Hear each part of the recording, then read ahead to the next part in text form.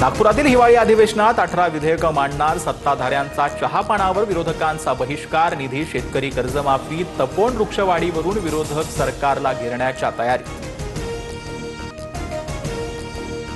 दोन्ही सभागृहाला विरोधी पक्षनेते नाहीत हे राज्याच्या इतिहासात पहिल्यांदा घडतंय. भास्कर जाधवांची महायुतीवर टीका. 5वी बहुमत असूनही सरकार घाबरतंय, जाधवांचा निशाण.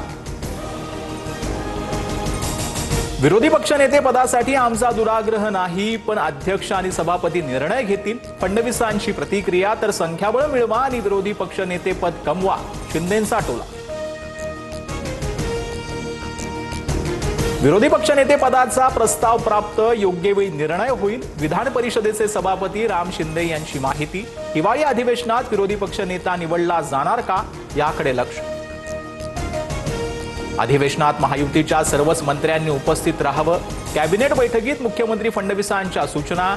अधिवेशनाचा कालावधी कमी असल्यानं सर्वच मंत्र्यांची उपस्थिती अनिवार्य. शेतकऱ्यांसाठी 663 कोटींच्या प्रस्तावाला राज्य सरकारकडून मंजुरी. अधिवेशनाच्या पूर्वसंध्येला कॅबिनेट बैठकीत शेतकऱ्यांच्या मदतीचा प्रस्ताव मंजूर.